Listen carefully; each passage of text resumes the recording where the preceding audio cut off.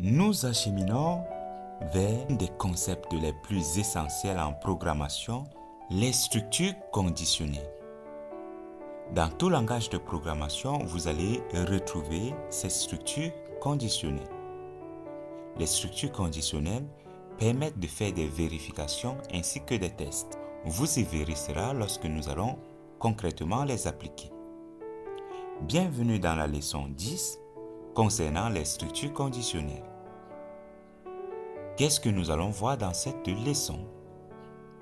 Nous allons voir ici les différents types de structures conditionnelles qui existent. Il existe 3 formes de structures conditionnelles, à savoir la structure if, la structure else if et enfin la structure else. La structure if permet de déclencher la vérification. Dans sa structure, nous commençons par appliquer ici des conditions qui doivent être vérifiées en parenthèse. Et une fois que ces conditions ont été vérifiées, l'instruction dans les accolades pourra donc être exécutée.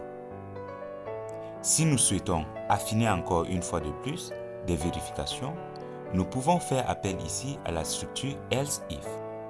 Else if qui signifie sinon si, appliquer une autre vérification. Pour cela, lorsque nous faisons appel à la structure else if, nous définissons également des conditions qui doivent être vérifiées et une fois que ces conditions ont été vérifiées, l'instruction en accolade pourra être exécutée.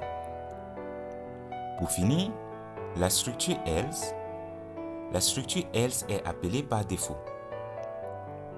Par exemple, si nous appelons la structure if et que la condition n'est pas vérifiée, nous devons boucler ici avec la structure else qui est dans la structure par défaut appelée si la condition n'a pas été vérifiée.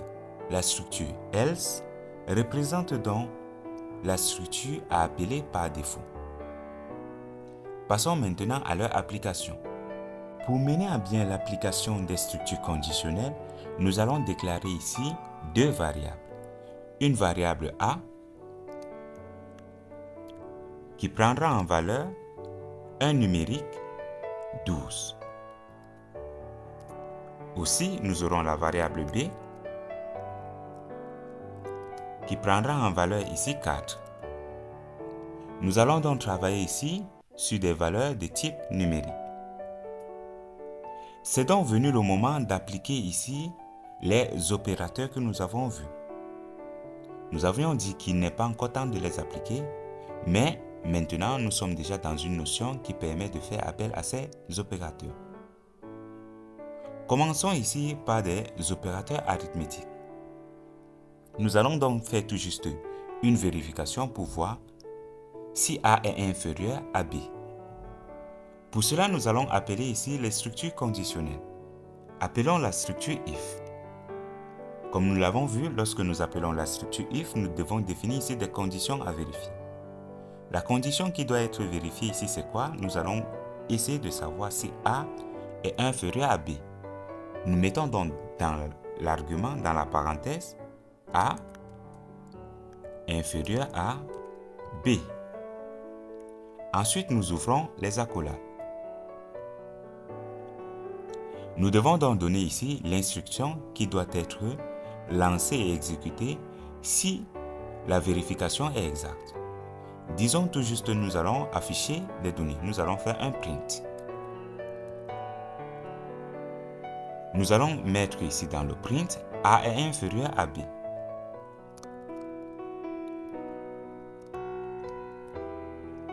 Alors, si nous exécutons ce code-ci, qu'est-ce qui va se passer?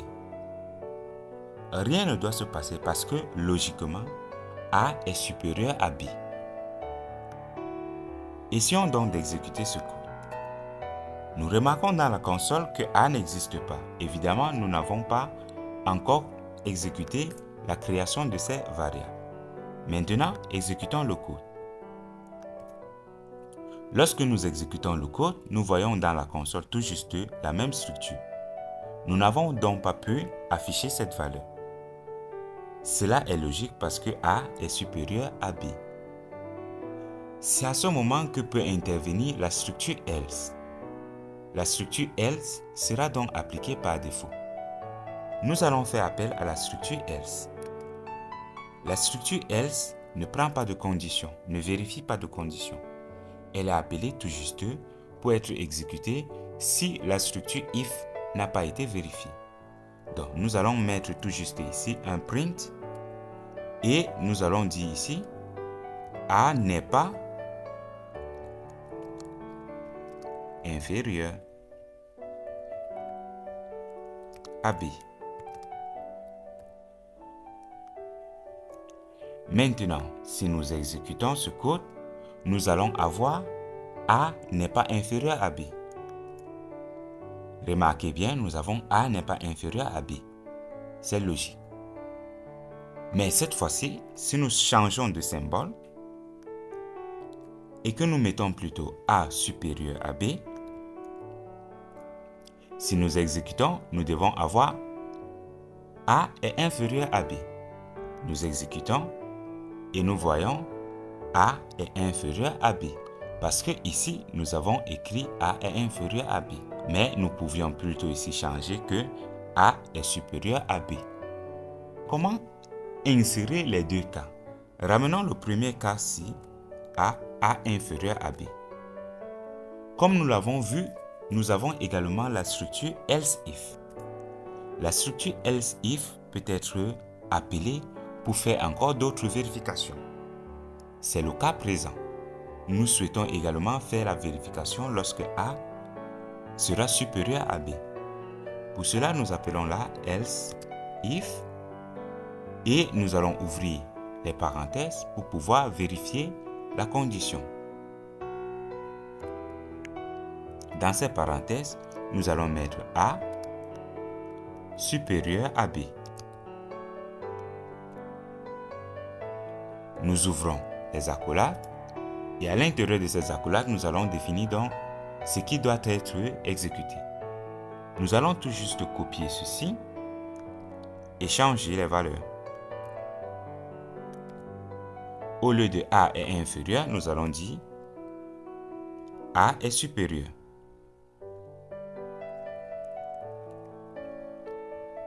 Nous disons donc là A est supérieur à B. Ensuite, nous allons ramener ce else à ce niveau et nous avons notre structure conditionnelle qui a été bien définie. Donc, premièrement, étant donné que A est supérieur à B, nous devons donc avoir cette structure qui doit être lancée. Donc, A est supérieur à B. Sélectionnons le tout et exécutons. Nous voyons là, A est supérieur à B. Mais si maintenant nous changeons la valeur de B et nous mettons par exemple 40, nous l'exécutons et que nous réexécutons encore une fois de plus notre structure conditionnelle, nous allons voir cette fois-ci que A est inférieur à B. Parce que cette fois-ci, c'est le premier cas qui est appliqué. Voilà un cas d'utilisation des structures conditionnelles. Nous pouvons aller plus loin encore en utilisant cette fois-ci des opérateurs logiques, les opérateurs et ou. Pour cela, disons par exemple ici, dans un deuxième cas, nous allons encore une fois de plus définir des structures conditionnelles. Cette fois-ci, nous allons voir si A est égal à 12 et que B est égal à 40, alors il faut exécuter quelque chose. Donc nous allons dire ici, si A égale, cette fois-ci nous utilisons les doubles égalités. Ici il s'agit des opérateurs et non des symboles mathématiques. Donc nous disons ici, si A égale à 12 et pour utiliser et, nous allons utiliser le symbole et. Si vous êtes sur le clavier AZERTY, vous avez tout juste à faire Alt-Gré 6. Alt-Gré, c'est ce Alt qui est à votre droite. Donc, nous utilisons ici et B égale à 40. Alors, tu dois ici nous print une valeur. Et qu'est-ce que nous allons mettre ici comme valeur? Nous allons mettre vérification exacte. Si nous exécutons ce code-ci, nous devons avoir vérification exacte parce que A est égal à 12 ou soit B est égal à 40. Dans ce cas, nous vérifions simplement l'un des deux cas. Si l'un des deux cas est exact, alors l'instruction sera vérifiée. Disons par exemple que nous modifions la valeur de A, nous mettons ici par exemple 14. Si nous exécutons, nous devons avoir toujours ici le print qui sera exécuté, c'est-à-dire vérification exacte. Nous lançons et vous voyez que nous avons encore une fois de plus vérification exacte. Parce que nous vérifions tout juste l'un des deux conditions. Si l'un est vrai, alors nous exécutons. Par contre, si nous utilisons ici l'opérateur logique et, si nous utilisons le et, cette instruction ne sera plus exécutable. Si nous sélectionnons comme ça et nous exécutons, nous voyons que rien ne se passe. Pourquoi? Parce que dans ce cas, il faut que les deux conditions soient vraies avant d'être exécutées. Donc, étant donné que A n'est pas égal à 14, alors tout sera bloqué. Par contre, si nous ramenons la valeur 12 et que nous exécutons, notre structure doit maintenant bien marcher. Nous allons donc nous arrêter là avec les structures conditionnelles. Vous avez vu l'essentiel en appliquant ici quelques opérateurs logiques. À votre niveau, vous pouvez vous amuser avec les autres types d'opérateurs logiques que nous avons vus. Également, il faut savoir que les structures conditionnelles seront beaucoup utilisées pour faire des vérifications et des tests. Vous devez donc comprendre au mieux cette notion.